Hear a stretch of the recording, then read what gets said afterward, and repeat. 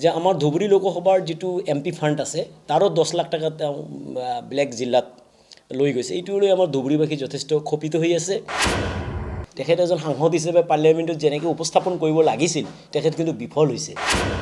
আমি বিচাৰিছোঁ যে বিজেপিক যিকোনোভাৱে কেন্দ্ৰৰ পৰা উৎখাত কৰিব লাগে, সেই আশাত দিছিলোঁ, কিন্তু এইটো ওলোটা হ'ল যে আমাৰ ধুবুৰী লোকসভাৰ যিটো MP ফাণ্ড আছে তাৰো 10 লাখ টকা তেওঁ ব্লেক জিলাত লৈ গৈছে। এইটো লৈ আমাৰ ধুবুৰীবাসী যথেষ্ট ক্ষোভিত হৈ আছে।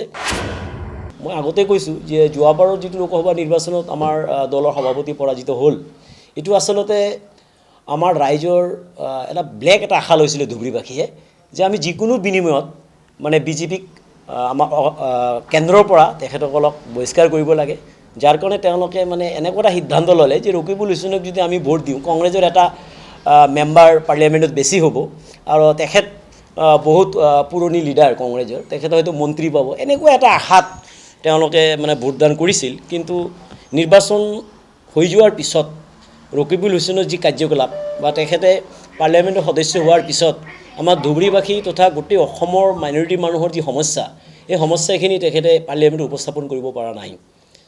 আৰু লগতে কিছুদিন আগত আপোনালোকে লক্ষ্য কৰিছে যে আমাৰ ধুবুৰী লোকসভাৰ যিটো MP ফাণ্ড আছে তাৰো 10 লাখ টকা তেওঁ ব্লেক জিলাত লৈ গৈছে। এইটো লৈ আমাৰ ধুবুৰীবাসী যথেষ্ট ক্ষোভিত হৈ আছে। মই শুনা মতে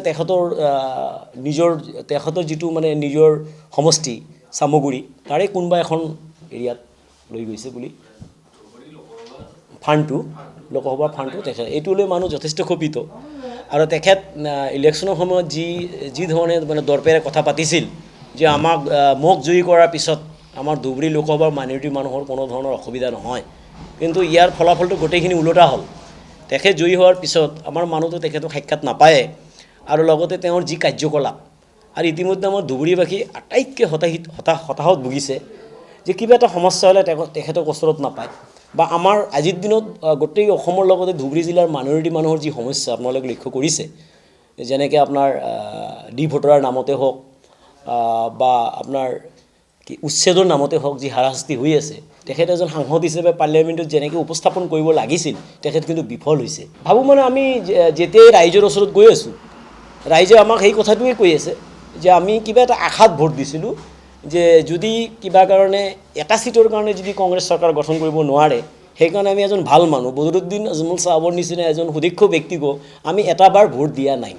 আমি বিচাৰিছোঁ যে বিজেপিক যিকোনোভাৱে কেন্দ্ৰৰ পৰা উৎখাত কৰিব লাগে, সেই আশাত দিছিলোঁ, কিন্তু এইটো ওলোটা হ'ল। আৰু আজিৰ দিনত আমাৰ গোটেই ধুবুৰী লোকসভাৰ ৰাইজ, গোটেই অসমৰ ৰাইজ বা আপোনালোকে মিডিয়াসকলেও জানে যে আজিৰ দিনত কংগ্ৰেছৰ কোনো স্থিতি নাই। যোৱা উপনিৰ্বাচন যিটো হ'ল, সেই উপনিৰ্বাচনত কিন্তু আমি দলৰ কোনো ধৰণৰ কেণ্ডিডেট দিয়া নাই। আমি এইকাৰণে দিয়া নাই, আমি যেতিয়াই কেণ্ডিডেট দিছোঁ তেতিয়াই কংগ্ৰেছৰ লিডাৰসকলে কৈছে যে আমি পৰাজিত হৈছোঁ AUDFৰ কাৰণে, কিন্তু AUDFে আমি কিন্তু প্ৰাৰ্থিত্ব দিয়া নাছিলোঁ, যেতিয়া এই দুখটো আমাৰ ওপৰত নাহে। তথাপিও আমি দেখিলোঁ এই 5টা উপনিৰ্বাচনত কংগ্ৰেছ দলে কিন্তু কোনো ধৰণৰ ভাল ফলাফল দেখুৱাব নোৱাৰিলে। আনকি তেওঁৰ নিজৰ যিটো হোম সমষ্টি আমি কওঁ গৃহ সমষ্টি চামগুৰিত, তাতে বেয়াকৈ বিপৰ্যয় হ'ল। গতিকে ইয়াৰ পৰা বুজা যায় যে আজিৰ দিনত ৰাইজে কংগ্ৰেছ নিবিচাৰে।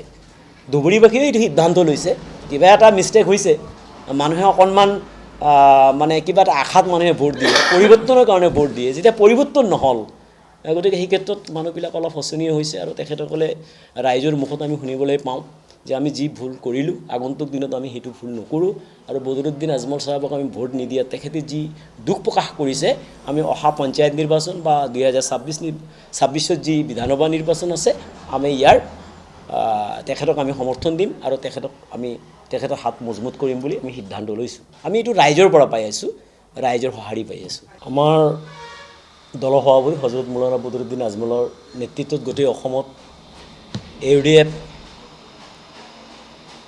আমাৰ দলৰ পৰা আমি অকলশৰীয়াভাৱে গোটেই অসমত লগতে ধুবুৰী জিলাতো আমি আগন্তুক পঞ্চায়ত নিৰ্বাচনৰ কাৰণে আমি 3 মাহৰ পৰাই সাজু হৈ আছোঁ।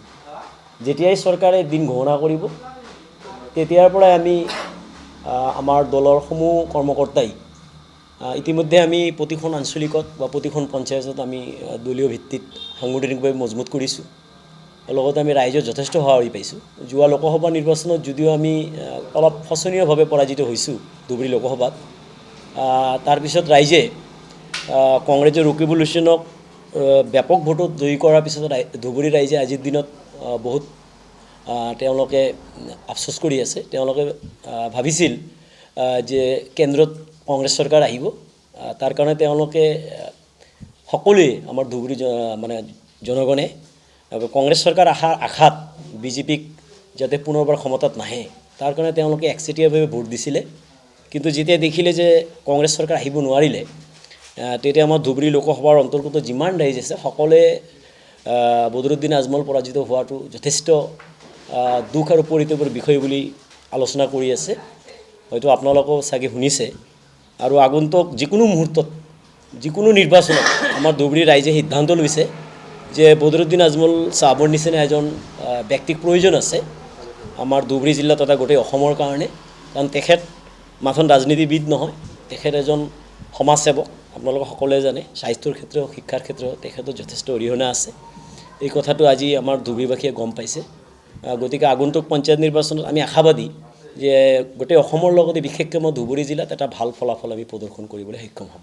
ইতিমধ্যে আপোনালোকে সকলোৱে গম পায়, সকলো নিউজ চেনেলে গম পায় যে আমাৰ যোৱা লোকসভা নিৰ্বাচনত পৰাজিত হোৱাৰ পিছত আমি পৰ্যালোচনা সভা দিছিলোঁ কেন্দ্ৰীয় ভিত্তিত, জিলা ভিত্তিত আৰু আমাৰ ব্লক ভিত্তিত আমি দিছিলোঁ। আমাৰ পৰাজিতৰ মূল কাৰণবোৰ আমি বিচাৰি উলিয়াই আমি গোটেই আমাৰ বদৰুদ্দিন আজমল চাহাবৰ নেতৃত্বত গোটেই কমিটিবোৰ ভংগ কৰি দিছে। আৰু লগতে লোকসভা নিৰ্বাচনৰ ফলাফলৰ পিছৰ পৰাই আমি সাংগঠনিকভাৱে প্ৰতিখন জিলাত, প্ৰতিখন ব্লকত, প্ৰতিখন পঞ্চায়তত আমি নতুনকৈ কমিটিবোৰ বনাইছোঁ শক্তিশালী ৰূপে। আৰু আমি ৰাইজৰ পৰা যি সঁহাৰি পাইছোঁ, আজিৰ দিনলৈকে যি সঁহাৰি পাইছোঁ, তাতে আমাৰ বিশ্বাস যে আমি আগন্তুক পঞ্চায়ত ভাল ফলাফল প্ৰদৰ্শন কৰিব পাৰিম। আৰু আমাৰ বিধায়কসকলেও যোৱা লোকসভাৰ সবল নেতৃত্ব লৈছিল। যিকোনো খবৰৰ বাবে যোগাযোগ কৰক 7099017330 লগতে 7099017110 নম্বৰত।